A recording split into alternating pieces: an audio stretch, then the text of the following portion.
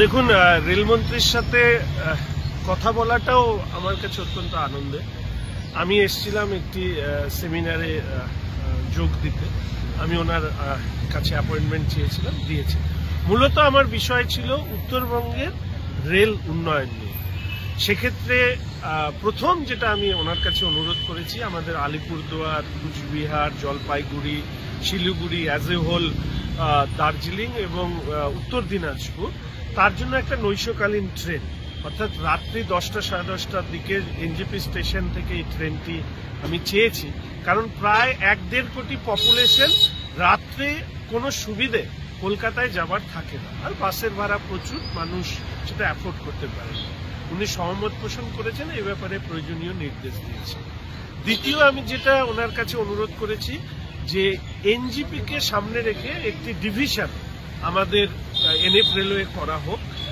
যেহেতু এনজিপি হচ্ছে সব থেকে রেলের, এনএফ রেলওয়ে ডিভিশনের সব থেকে রিসোর্স বা রেভিনিউ কালেকশন জেনারেট করে, ফলে এই প্রস্তাবটা ওনার কাছে দিয়েছেন। উনি প্রস্তাবটি গুরুত্বপূর্ণ বলেছেন এবং এটা কিভাবে করতে হবে সেটা ভাবনা চিন্তা করেছেন। আমাদের কুচবিহার থেকে আবার ওই একই কথা বলতে হয়, জেলাগুলো সাউথ ইন্ডিয়ার একটা ট্রেন আমি ওনার কাছে দাবি জানিয়েছি।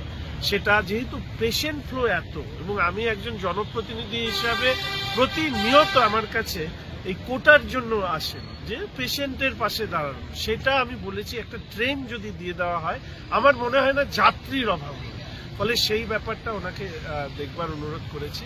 আমার কনস্টিটিউয়েন্সি এবং আশেপাশে প্রচুর মানুষ আছেন যারা বিহার এবং ঝাড়খণ্ড এসব জায়গা থেকে আসেন, ফলে সেই ক্ষেত্রে একটা বিহারগামী ট্রেন এবং বন্দে ভারতের স্লিপার কোচ, এই বিষয়গুলো আমি বলেছি। আর এর সাথে সাথে পরবর্তী পদক্ষেপ হিসাবে আমাদের মেট্রো এবং মনোরেলের কথা, এবং তার সাথে খেলো ইন্ডিয়ার একটা সেন্টার আমি করবার কথা বলেছি। শিলিগুড়ি জংশনে রেলের একটা স্টেডিয়াম আছে, এবং আমাদের শহরের মধ্যে দিয়ে যাওয়া যে ট্রেন লাইনটি আছে সেটাকে শহরের বাইরে দিয়ে নিয়ে যাওয়া যায় কিনা তার একটা প্রস্তাব দিয়েছি। এবং সর্বশেষে শিলিগুড়ি টাউন স্টেশন সবাই চান আমাদের, যেটা হেরিটেজ স্টেশন হিসেবে ঘোষণা করা হোক। এর আগেও আমি জানিয়েছি, আজকেও ওনাকে আবেদন করেছি। আমি অত্যন্ত খুশি যে উনি অত্যন্ত ইতিবাচক মনোভাব নিয়ে প্রস্তাবগুলো শুনেছেন, অনেকক্ষণ সময় দিয়েছেন।